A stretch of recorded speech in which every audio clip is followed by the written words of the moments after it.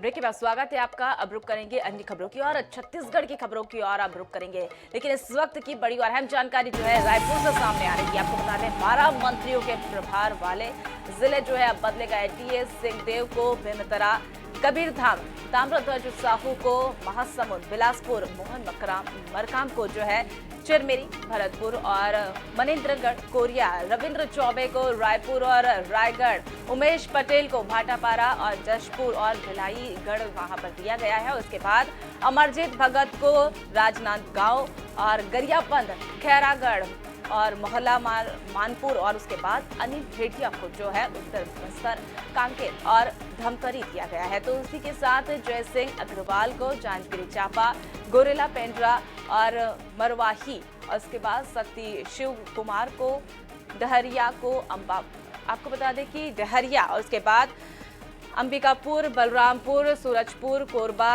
गुरुद्र कुमार को सुकमा, उसके बाद मुंगेली का प्रभार उन्हें दिया गया है। तो ये बड़ी और अहम जानकारी हम आपको बता रहे हैं।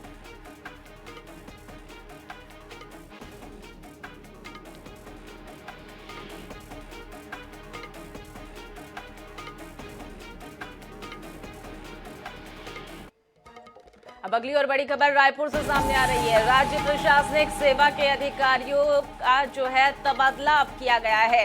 कई जिलों के बदले गए। संयुक्त और डिप्टी कलेक्टर रायपुर आरटीओ बदले गए हैं और आपको बता दें कीर्तिमान सिंह राठौर हो गए रायपुर के नए आरटीओ। रायपुर सूबेदार हुए प्रमोशन, उनके द्वारा प्रमोशन किया गया है। 6 सूबेदार पदोन्नति होकर बने रक्षित निरीक्षक। डीजीपी ने जारी किए ये बड़े आदेश। ये आपको बता रहे हैं, रायपुर से बड़ी और अहम जानकारी आपको बता रहे हैं। सूबेदार हुए प्रमोशन, इस वक्त की बड़ी और अहम जानकारी हम आपको बता रहे हैं। 6 सूबेदार को प्रमोशन मिल चुका है। रायपुर से ये बड़ी और अहम जानकारी आपको बता रहे हैं। राज्य प्रशासनिक सेवा के अधिकारियों का तबादला किया गया है। कई जिलों के बदले गए संयुक्त और डिप्टी कलेक्टर। ये बड़ी और अहम जानकारी रायपुर से सामने आ रही है। तो अगली और बड़ी खबर हम आपको बता रहे हैं। राज्य आर्थिक अपराध अन्वेषण ब्यूरो और एंटी करप्शन ब्यूरो ने रमन सरकार के समय में आबकारी सिस्टम का पोस्टमार्टम शुरू कर दिया। उसके बाद गुरुवार को दूसरे दिन भी आबकारी अधिकारियों से पूछताछ की गई। 2013 से लेकर 2018 के बीच शराब बिक्री में सीधे तौर से जुड़े अधिकारियों से यह पूछताछ की जा रही है। देखिए हमारी खास रिपोर्ट में। आपको बता दें कि ईडी ने छत्तीसगढ़ में शराब घोटाले का खुलासा कर कई लोगों को जेल में भेजा था। ईडी ने डिस्टिलरी से सीधे शराब दुकानों में शराब पहुंचाने का दावा करते हुए ये बताया था कि अधिकारियों और डिस्टिलरी संचालकों ने करोड़ों की एक्साइज ड्यूटी चोरी कर शासन को नुकसान पहुंचाया। अब ईडी के दावे के आधार पर राज्य सरकार ने भी दोषियों पर शिकंजा कसना शुरू कर दिया है। घोटाले की परत खोलने का जिम्मा सरकार ने ईओडब्ल्यू को सौंपा है। राज्य सरकार से आदेश मिलने के बाद ईओडब्ल्यू ने नए सिरे से प्रक्रिया शुरू की है। ईओडब्ल्यू ने 2013 से लेकर 2018 तक जिलों में पदस्थ अधिकारियों की सूची तैयार कर उनके नाम पते खंगाले। इसमें आबकारी के जिला अधिकारियों, उपायुक्त और सहायक आयुक्तों के अलावा वृत्त अधिकारियों और गोदाम प्रबंधक को नोटिस जारी किया गया। अभी डिस्टिलरी संचालकों को तलब नहीं किया गया है। पहले ईओडब्ल्यू और एसीबी पूरे गोलमाल के सिस्टम को समझना चाहती है। ईओडब्ल्यू को जांच का जिम्मा देने से पहले राज्य सरकार ने 4 आबकारी अधिकारियों और 3 डिस्टिलरी संचालकों को कारण बताओ नोटिस देकर 3 दिनों के अंदर जवाब मांगा था। शासन ने अब तक इस बारे में कोई खुलासा नहीं किया है, लेकिन सूत्रों का दावा है कि नोटिस का जो जवाब आया है उसके बाद ही राज्य सरकार हरकत में आई है और रमन सरकार के समय के आबकारी सिस्टम की परत दर परत खोलने में जुट गई है। शराब घोटाले मामले की जांच ईओडब्ल्यू और एसीबी की टीम के द्वारा की जा रही है।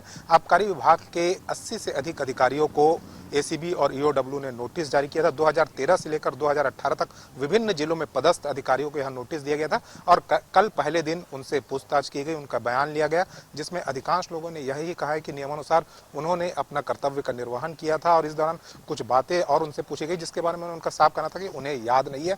अब ईओडब्ल्यू और एसीबी की टीम सभी अधिकारियों के बयानों का मिलान करेगी और उसके बाद अपनी कार्रवाई को आगे बढ़ाएगी। आपको बता दें कि ईडी ने खुलासा किया था कि 2000 करोड़ रुपए से अधिक का शराब का घोटाला किया गया और डिस्टिलरी से शराब निकलकर सीधे शराब दुकानों तक पहुंची थी। इस दौरान जो है वेयर हाउस में पहले शराब जानी चाहिए थी, वह नहीं गई। इसी आधार पर जो है ईडी ने अपनी कार्रवाई की थी और इसी कार्रवाई को आधार बनाकर अब ईओडब्ल्यू और एसीबी अपनी जांच कर रही है।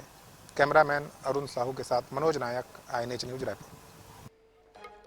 छत्तीसगढ़ विधानसभा चुनाव के ठीक पहले फिर छात्र संघ चुनाव को लेकर हलचल जो है वो तेज हो गई है। NSUI के कार्यक्रम में मुख्यमंत्री के दौरान बातचीत के दौरान छात्र संघ चुनाव का मुद्दा सामने आया था। उसके बाद सीएम ने छात्र संघ चुनाव को लेकर क्या कुछ कहा और क्यों हो रहा है, इसको लेकर सियासत अब तेज हो गई है। देखिए हमारी इस खास रिपोर्ट में।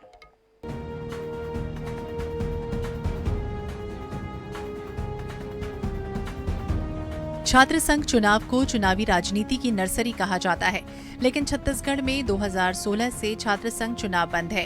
कांग्रेस की सरकार बनी तो छात्र संघ चुनाव कराने का ऐलान किया गया, लेकिन पहले साल लोकसभा, नगरीय निकाय और पंचायती राज चुनाव की वजह से छात्र संघ चुनाव प्रभावित रहे। इसके बाद कोरोना के चलते चुनाव नहीं हुए। अब छात्र एक बार फिर छात्र संघ चुनाव की आस लगाए हैं। सीएम भूपेश बघेल से छात्र संघ चुनाव को लेकर सवाल किया गया तो उन्होंने भरोसा दिलाया कि अगले साल चुनाव जरूर होगा। सीएम के ऐलान से NSUI के छात्र उत्साहित हुए तो वहीं उसे लेकर सियासत भी शुरू हो गई। भाजपा इसे लेकर सरकार पर तंज कस रही है। वहीं NSUI प्रदेश अध्यक्ष नीरज पांडे ने कहा कि छात्र संघ चुनाव की मांग हम लंबे समय से कर रहे थे। मुख्यमंत्री ने आज ये मांग पूरी कर दी। यार छात्र संघ चुनाव पहली साल तो इलेक्शन ईयर में निकल गए, लोकसभा, नगर निगम, नगर ग्राम पंचायत, और दूसरा साल कोरोना निकल गए। अगले साल पक्का करावे, ये बात को वादा करा। घोषणाएं करने को तैयार बैठे हैं जो उन्हें इस सत्र में पूरा नहीं करना है। वो जानते हैं कि अगला सत्र उनको मिलना नहीं है, इसलिए वो घोषणा करने में गुरेज नहीं कर रहे हैं। कांग्रेसियों को सबसे पहले अपना घोषणा पत्र पढ़ना चाहिए, उसके बाद उनको पता चलेगा उन्होंने वादा किया क्या है, तब ये वादा पूरा करेंगे। ये सिर्फ और सिर्फ दीवा ख्वाब दिखाते हैं। देखिए, भारतीय जनता पार्टी के 15 साल में कितने बार छात्र संघ का चुनाव हुआ? हमारा तो कोरोना के कारण बाधा की स्थिति उत्पन्न हुई थी, नहीं तो हम तो लगातार चाहते थे कि छात्र संघ चुनाव हो। हम तो छात्र संघ चुनाव को लोकतंत्र की नर्सरी मानते हैं। मुख्यमंत्री जी ने इसी मंशा से छात्र संघ चुनाव की घोषणा किया। प्रदेश में साल 2017 के बाद से छात्र संघ के चुनाव नहीं हुए। अब सीएम की घोषणा के बाद अगले साल से चुनाव कराए जाएंगे। सीएम की इस घोषणा से युवाओं और छात्रों में खुशी की लहर है, तो वहीं NSUI कार्यकर्ताओं ने मुख्यमंत्री का आभार जताया। ऐसे में आने वाले समय में छात्र संघ चुनाव के ऐलान से किसे लाभ मिलेगा, ये देखना दिलचस्प होगा। INH 24/7 के लिए रायपुर से गौरव शर्मा की रिपोर्ट। कांग्रेस का संकल्प शिविर 2 अगस्त से शुरू होगा और 15 दिनों के भीतर जो है 90 विधानसभा क्षेत्रों में संकल्प शिविरों का पूरा कार्य जो है वो टास्क दिया जाएगा। प्रदेश कांग्रेस अध्यक्ष दीपक बैज ने गुरुवार को प्रदेश पदाधिकारियों की बैठक ली और इस बैठक में संकल्प शिविर बूथ चलो अभियान और इलेक्शन मैनेजमेंट को लेकर चर्चा की गई। बैठक में तय किया गया कि मैदानी क्षेत्रों में रायपुर, दुर्ग और बिलासपुर संभाग में सबसे पहले संकल्प शिविर आयोजित किए जाएंगे और इसके बाद बस्तर और सरगुजा संभाग में आयोजित होगा। उसके बाद सोशल मीडिया पर फोकस के लिए हर मतदान केंद्र पर एक सोशल मीडिया समन्वयक बनाया जाएगा। उसके बाद मुख्यमंत्री भूपेश बघेल, प्रदेश प्रभारी कुमारी शिल्पा, PCC चीफ दीपक बैज समेत कांग्रेस के दिग्गज नेता संकल्प शिविरों में शामिल होंगे। आने वाले समय में कांग्रेस पार्टी अपने चुनावी प्रबंधन पर जोर दे रही है। इसके लिए पार्टी के वरिष्ठ नेताओं ने बैठक लिया था, जिसमें यह तय हुआ था कि आने वाले 15 दिन में सभी 90 विधानसभा क्षेत्रों का संकल्प शिविर किया जाएगा, जिसमें हम अपने बूथ स्तर के कार्यकर्ताओं का सम्मेलन करेंगे। हर विधानसभा में लगभग 2,500 से 3,000 बूथ स्तर के कार्यकर्ताओं की मीटिंग हुई। उसके संबंध में आज प्रदेश कांग्रेस अध्यक्ष दीपक बैज जी ने जिला कांग्रेस अध्यक्षों और जिलों के प्रभारियों की बैठक ली थी।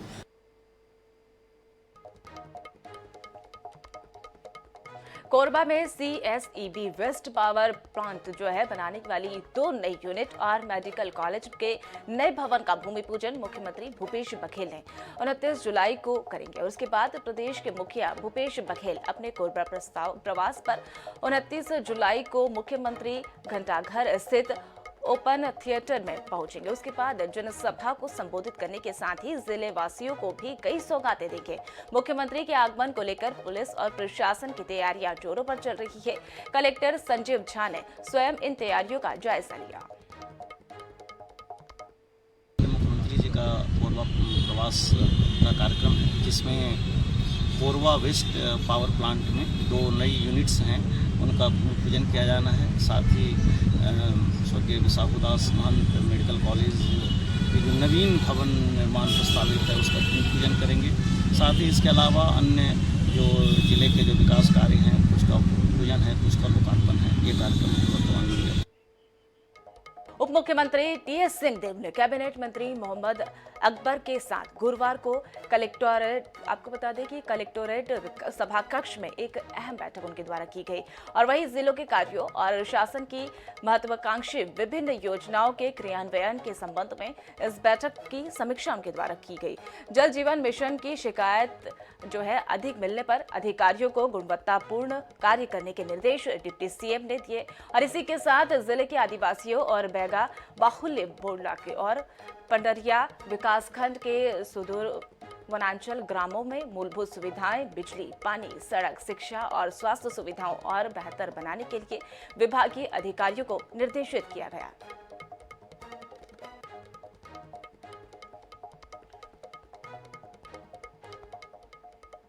राजधानी रायपुर के बाद अब धमतरी शहर में भी रेड जो है आई गई है, यानी आपको बता दें कि वहां पर लगातार कंजेस्टिव वायरस जो है वो लगातार प्रकोप उसका बढ़ा रहा है। सिर्फ जिला अस्पताल में ही नहीं, रोजाना 50 से ज्यादा मरीज जो है वहां पर पहुंच रहे हैं और प्राइवेट अस्पतालों में भी लगातार रेड आई जो है उसके मरीज पहुंच रहे हैं। डॉक्टरों के द्वारा लोगों से अपील की जा रही है कि अगर बच्चों को यह समस्या है तो उन्हें कुछ दिन स्कूल ना भेजें।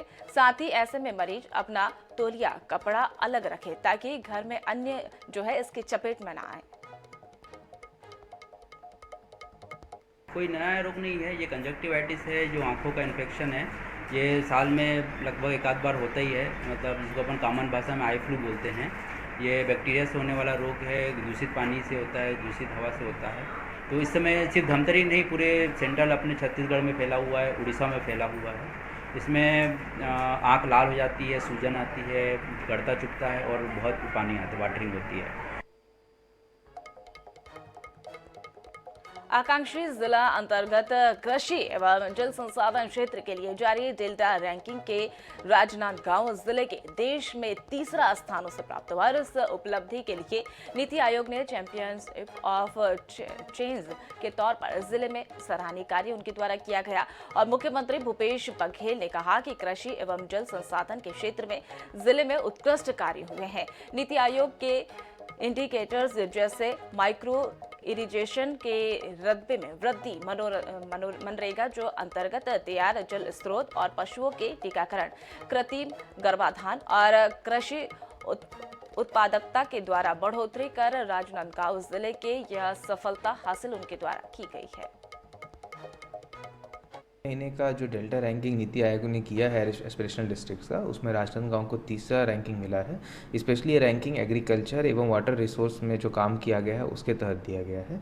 इसमें जो अच्छे काम हुए हैं वो वेटनरी विभाग के द्वारा और पंचायत विभाग के द्वारा किया गया है, जिसमें पंचायत विभाग के द्वारा एक मिनी पर्कुलेशन टैंक निर्माण का महाअभियान चलाया गया था। उसके अंतर्गत पूरे जिले में 2096 मिनी पर्कुलेशन टैंक्स बनाए गए एवं वेटनरी विभाग के द्वारा बहुत ही वृहद स्तर पे जानवरों का टीकाकरण करवाया गया था। बालोदा जिला पुलिस गांजा तस्करों के खिलाफ कड़ी कार्रवाई कर रही है और पिछले 3 दिनों से यह सिलसिला लगातार जारी है।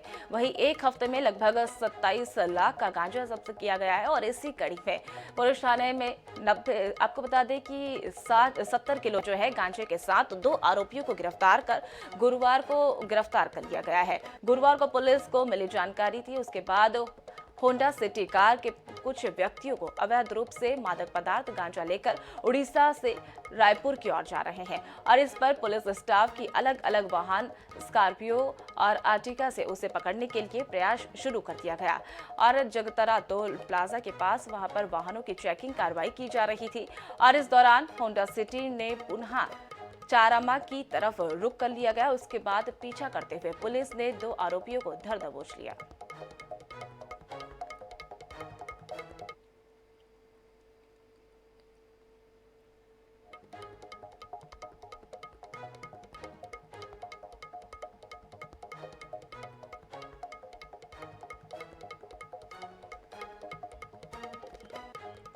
तो फिलहाल इस बुलेटिन में मेरे साथ इतना ही। तमाम ताज़ा अपडेट्स के लिए देखते रहिए INS 24/7। नमस्कार।